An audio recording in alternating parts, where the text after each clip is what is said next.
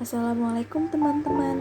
Saya Hairunisa Nila Fadilah dari Fakultas Ekonomi Bisnis dan Ilmu Sosial Universitas Pelita Bangsa.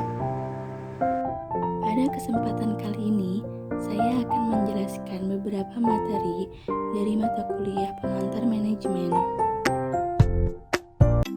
Yang pertama, saya akan menjelaskan tentang analisis SWOT. Apa itu SWOT? SWOT adalah analisis kondisi internal maupun eksternal suatu organisasi yang selanjutnya akan digunakan sebagai dasar untuk merancang strategi dan program kerja. Terdapat dua faktor. Yang pertama, faktor internal, meliputi strength, kekuatan. Strength atau kekuatan merupakan sebuah analisis yang dilakukan untuk mengetahui suatu kelebihan dalam bisnis. Selanjutnya ada weakness atau kelemahan, merupakan analisis yang biasa digunakan untuk mengetahui suatu kekurangan atau bahkan kelemahan dalam bisnis perusahaan. Yang kedua ada faktor eksternal, yang terdiri dari opportunity atau faktor peluang. Opportunity atau faktor peluang merupakan salah satu metode analisis SWOT yang biasa digunakan untuk menganalisa peluang atau kesempatan dalam memulai bisnis. Selanjutnya ada threat atau tantangan, merupakan suatu metode analisis yang digunakan untuk mengetahui suatu ancaman dalam bisnis. Selanjutnya ada motivasi. Pasti kalian sering dengar dong sama kata motivasi. Motivasi adalah suatu faktor yang mendorong seseorang untuk melakukan perbuatan atau kegiatan tertentu.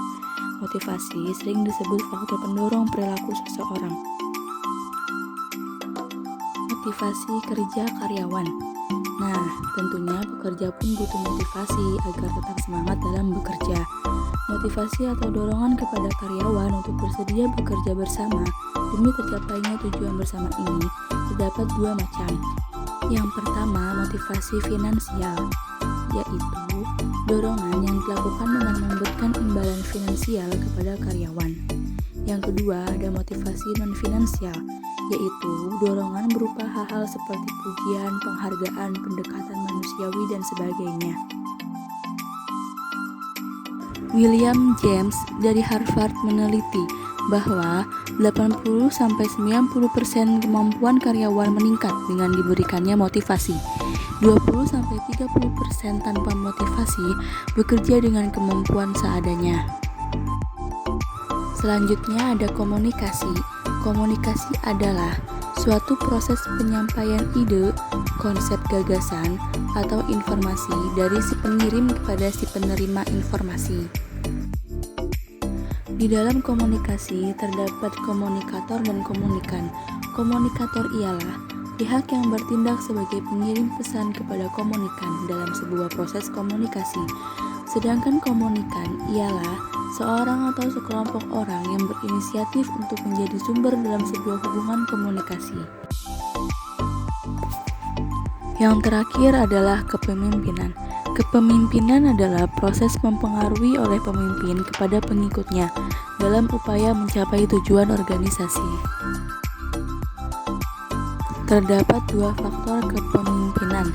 Yang pertama, kepemimpinan transformasional, yang merupakan suatu jenis kemampuan untuk memberi inspirasi dan memotivasi para pengikut untuk mencapai hasil-hasil yang lebih besar daripada yang direncanakan secara orisinil dan untuk imbalan internal.